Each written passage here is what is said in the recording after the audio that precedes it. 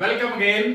आज बात करेंगे हम क्लास +2 के चैप्टर नंबर 7 एक्सरसाइज 7.3 के बारे में।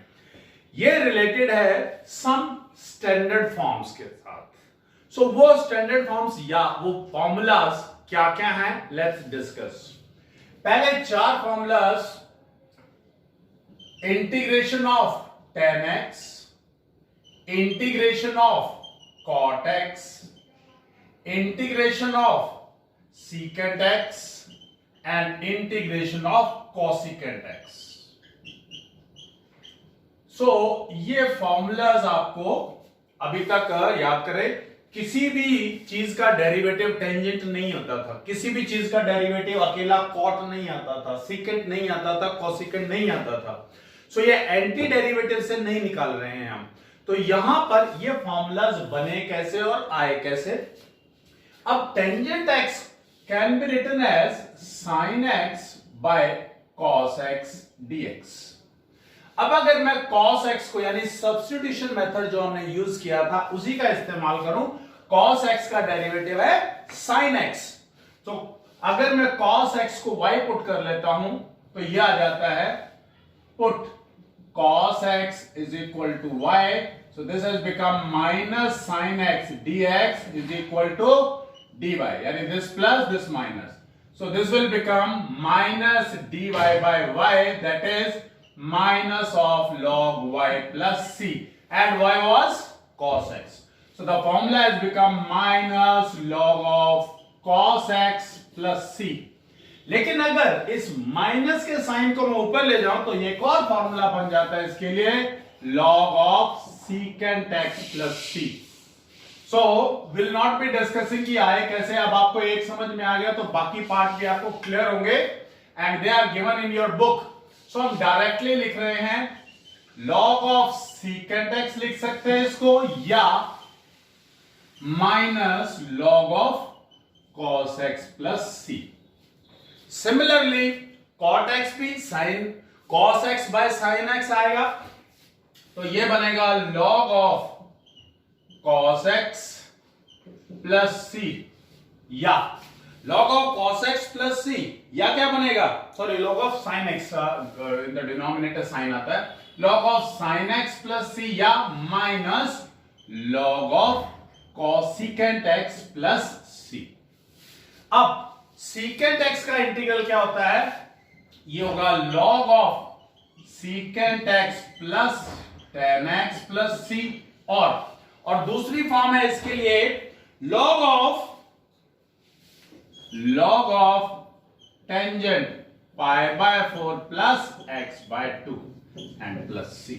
log of tangent pi by 4 plus x by 2, cosecant x का it will be log of cosecant x minus secant x, minus cot x, minus cot x plus c, और log of tangent x by 2 plus c। These are the formulas, पहले चार। इसके अलावा इन formulas के साथ और खास बात, मान लीजिए अभी तक साइन कॉस की पावर, अगर आपके पास कोई यानी sine raise to the power mx या cos raise to the power mx dx, इस किस्म का क्वेश्चन आ जाता है। ये क्वेश्चन में भी आपके पास कोई डिफरेंशिएशन मालूम नहीं थी तो एंटी डेरिवेटिव की तरफ नहीं जा सकते। यहां पर याद रखिए, इफ n इज, इसको L ले लेते हैं, इसको P ले लेते हैं, सो ताकि क्लैरिटी रहे। If n is positive odd integer, अगर n पॉजिटिव ऑड इंटीजर है तो याद रखिए put cos x is equal to y। फिर cos x जब cos है ही नहीं तो आप पुट क्या करेंगे, अगर ये पॉजिटिव ऑड इंटीजर है तो automatically it will be of the form 2x plus 1, means sin can be written as sin 2x into sin x, and sin 2x means can be written as sin square x raised to the power x into sin x, sine square can be converted 1 minus cos square, वहां से cos आप put करेंगे. When we will take the examples you will understand this concept. और अगर ऐसे p is positive odd integer then put sin x is equal to y. अगर ये odd है, मान लीजिए ऑड ना करके इवन हुए, इवन इंटीजर्स होंगे तो आप क्या करेंगे, इवन इंटीजर्स को आप इनके multiple angles, as I told you कि साइन स्क्वायर को you can write 1 minus cos square, और फिर उसके बाद आप इनको मल्टीपल एंगल्स के अंदर कन्वर्ट कर सकते हैं. सो एक नेक्स्ट कंसेप्ट, मान लीजिए ये दोनों प्रोडक्ट में आ जाते हैं, यानी साइन और कॉस दोनों चीजें आपस में प्रोडक्ट में है. Sine p x into cos of q x dx. तो अगर इस किस्म का क्वेश्चन है तो there will be 5 types in this only. पहली टाइप कहता है if p is positive odd integer, यानी साइन की पावर ऑड इंटीजर है, तो कैसे करेंगे आप, you will put cos x is equal to y. Second, if q is positive odd integer, अगर q पॉजिटिव ऑड इंटीजर है यानी cos की पावर पॉजिटिव ऑड इंटीजर है, then you will put sin x is equal to y. Third case, मान लीजिए दोनों ही positive odd integer है, p भी ऑड है और q भी ऑड है. If p and q both are positive odd integers, अगर दोनों पॉजिटिव ऑड इंटीजर है देन पुट आइदर, आपकी मर्जी है, चाहे तो sin x को पुट कर लीजिए चाहे cos x को, it's your wish. Either sin x is equal to y और cos x is equal to y, आपकी मर्जी. फोर्थ कहता है if p and q both are positive even integers, अगर मान लीजिए इवन इंटीजर्स है, दोनों ही p भी इवन इंटीजर है q भी इवन इंटीजर है, तो फिर मल्टीपल एंगल्स की फॉर्म में, मल्टीपल एंगल्स फॉर्म. जब हम क्वेश्चन करेंगे देन वी विल अंडरस्टैंड. जो आपके पास ट्रिग्नोमेट्री हमने +1 में तैयार की थी, here we will use that trigonometry. So case number 5, पांचवा केस, इट सेज दैट, कहता है अगर मान लीजिए p प्लस q की जो वैल्यू है वो नेगेटिव इवन इंटीजर आ जाए. If p plus q is negative even integer, मान लीजिए अगर ऐसा हो गया कि p plus q negative even integer आ जाता है. सो पहले अगर नेगेटिव इवन इंटीजर आ जाता तो you have to convert the product, इसको टेंजेंट कन्वर्ट, टेंजेंट और सीकेंट या कॉसिकेंट और कॉट में कन्वर्ट कीजिए. कन्वर्ट करने के बाद पुट करना है, अगर इसमें कन्वर्ट किया है तो tangent x is equal to y, और अगर इसमें किया है तो cosecant x is equal to y, अगर इसमें किया है तो ये, इसमें किया है तो ये. So these are 5 cases. ये आपके एक्सरसाइज 7.3 करने वाले हैं. So now let's start up with exercise 7.3. So question से स्टार्ट करते हैं. फर्स्ट क्वेश्चन से एक्सरसाइज 7.3 में what it says, exercise 7.3 question number 1 says find the integral of sine square 2x plus 5 dx. अब आप देख रहे हैं कि ये क्या है, स्क्वायर में. अब आप याद कीजिए, आपके पास फॉर्मूला था cos 2x, that was 2 cos square x minus 1 और 1 minus 2 sin square x. So अगर मैं इस 2 sin square x को इधर और इधर 2 sin square x 1 minus cos 2x और sin square x can be written as 1 minus cos 2x by 2।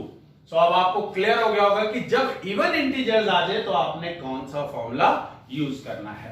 तो साइन स्क्वायर की जगह पे आपके पास आ गया 1 माइनस कॉस, एंगल इज इसका डबल हो जाएगा, so this will become 4x plus 10 divided by 2 and dx। 1 by 2 is common, so let's take it common and now we can separate them, 1 dx minus 1 by 2 and we know that the integral of cos is known to us।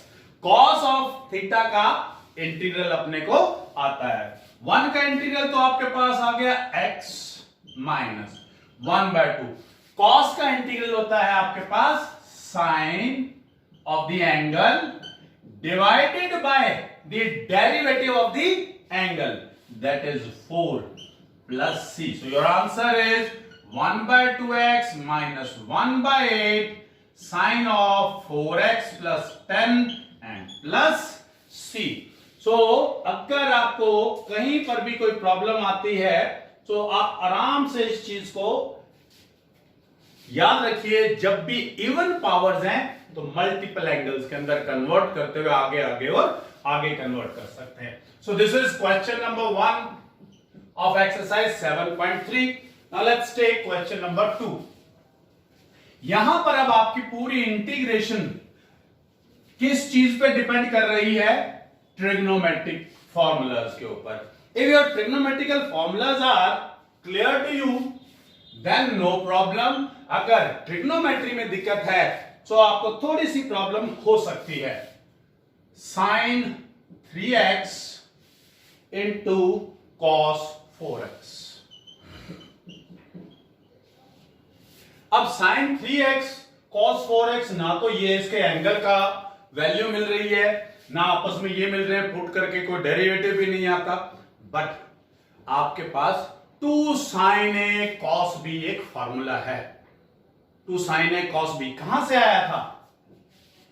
2 sin a cos b, याद कीजिए ये कहां से formula आया है? 2 sin a cos b। अगर आपकी trigonometry में प्रॉब्लम है तो दिक्कत है आपके पास, फिर आप फॉर्मूला नहीं बना सकते। देखिए याद हो आपको basic formulas, cos a plus b, sin a plus b। sin a plus b क्या होता था? sin a cos b plus cos a sin b।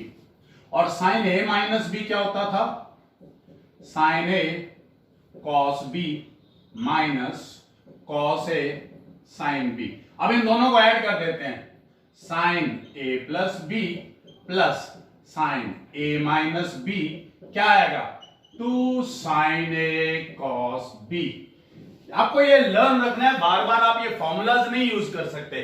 अगर आप ये याद कर लेंगे तो इजी रहेगा। तो यहां पर आपको 2 sin a cos b, तो 2 से मल्टीप्लाई 2 से divide, so that is 1 by 2 sin सम यानी sin 3x plus 4x plus sin difference 3x minus 4x dx, that has come as 1 by 2 sin of 7x minus sin of x, because sin of minus theta is minus sin theta। so यानी आपकी जो +1 है that plays a most important role in this chapter, so that has come as 1 by 2 sin of 7x dx minus 1 by 2 sin x dx, that has come as 1 by 2। we know that the integral of sin x is minus cos 7x by 7 minus 1 by 2 minus cos x plus c, so that has come as 1 by 2 cos x minus 1 by 14 cos 7x plus c। So that is the answer of question number 2। So now let's take one more example, question number 3 और देख लेते हैं। यही same concept लगते हुए ये आगे चलेगा। क्वेश्चन नंबर 3, क्वेश्चन नंबर 3 कहता find the integral of cos 2x cos 4x cos 2x cos 4x into cos 6x. अब to cos A cos B, to cos A cos B. अब ये formula कहां से बना देखिए, cos of A plus B होता है आपके पास cos A cos B minus sin A sin B. cos of A minus B होता है आपके पास cos A cos B plus sin A sin B.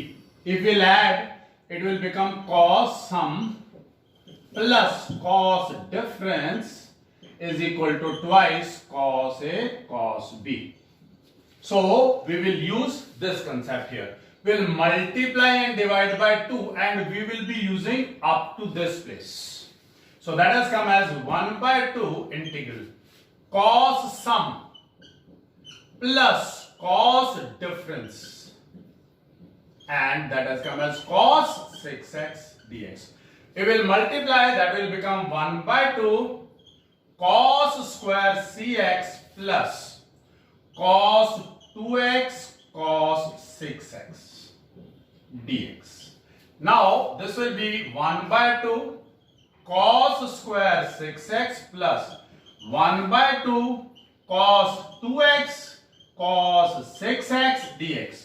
अब यहां पे दोबारा से यही फॉर्मूला कि 2 से मल्टीप्लाई कर देते हैं और 2 से डिवाइड, और cos square can be written as 1 plus cos 2x divided by 2. So this has become and 1 by 4 cos sum plus cos difference, cos sum cos 8x plus cos difference cos 4x. Now all these values are differentiable for you और सभी के सभी का integral आपको मालूम है. तो ये value I 1 by 4 dx plus 1 by 4 cos of 12x dx plus 1 by 4 cos of 8x dx plus 1 by 4 cos of 4x dx. So ये वैल्यू आ गई आपके पास 1 by 4x plus and cos x का integral is sin plus 1 by 4 sin 12x divided by the derivative of the angle, that is 12 plus 1 by 4 sin 8x by 8 plus 1 by 4 sin 4x by 4 plus c. So अगर इसको थोड़ा सा और clarity से लिखेंगे आप तो ये आ जाएगी value 1 by 4x plus 12 4s are 1 by 48 sin 12x, 1 by 32 sin 8x, 1 by 16 sin 4x plus c. If you want to take something common, आप common भी निकाल सकते हैं और you could have done it like this also. आप ऐसे भी इसको छोड़ सकते हैं, आपकी मर्जी है कि आप इसको कैसा करना चाहते हैं. So फिलहाल के लिए इतना ही करेंगे, बाकी क्वेश्चंस हम नेक्स्ट वीडियो में करेंगे. Thank you very much.